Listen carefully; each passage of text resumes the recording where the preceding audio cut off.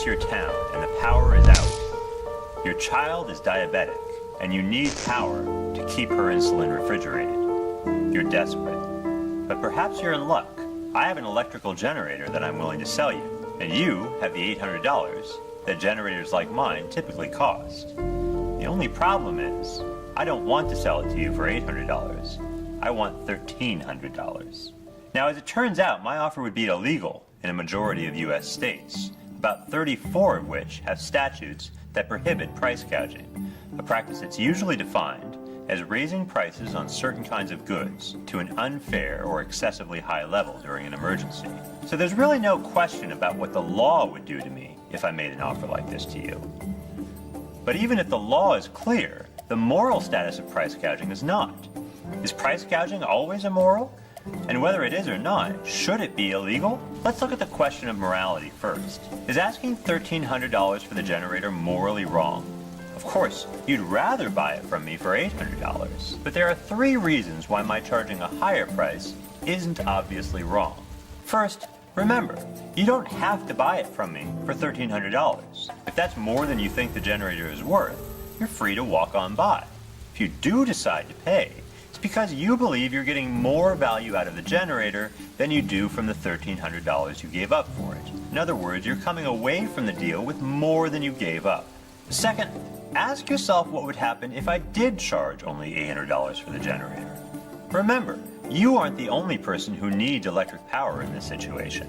If the price was lower, would the generator still have been there when you tried to buy it? Or would someone else have snatched it up before you ever had a chance? This leads directly to the third point, which is that high prices do more than just line sellers' pockets. They also affect how buyers and sellers behave. For buyers, high prices reduce demand and encourage conservation. They lead buyers to ask themselves whether they really need that generator or hotel room, or whether they can do without.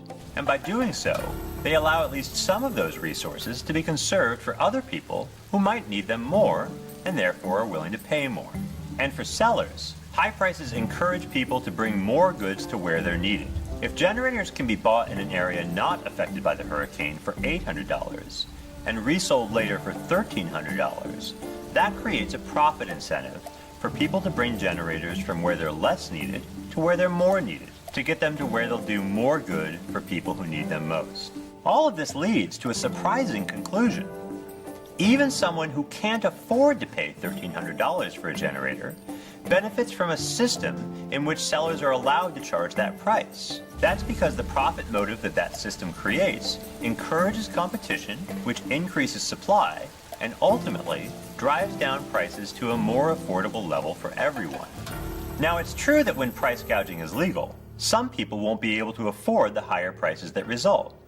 But ask yourself, what alternative institutions would do better? When price gouging is prohibited, goods usually go to whoever shows up first. If you care about distributive justice, is that really a better system? I think there are good reasons to doubt that price gouging is immoral. But suppose you're not convinced. Suppose you think price gouging is exploitative and wrong. Should it be illegal? The answer, even if we assume that price gouging is immoral, is almost certainly that it should not be illegal. If price gouging is wrong, it's because it hurts people in vulnerable situations. But then the last thing you want to do is hurt those vulnerable people even more. Remember, the only reason price gouging occurs is because a disaster causes demand for certain goods to go up or supply to go down, with the result that there isn't enough stuff to go around. Anti-gouging laws don't do anything to address this underlying shortage. In fact, they make it worse by destroying incentives for conservation and increased supply. So even if you think that price gouging is morally wrong and that merchants should refuse to engage in it, making it illegal doesn't make sense. It hurts the very people who need our help most.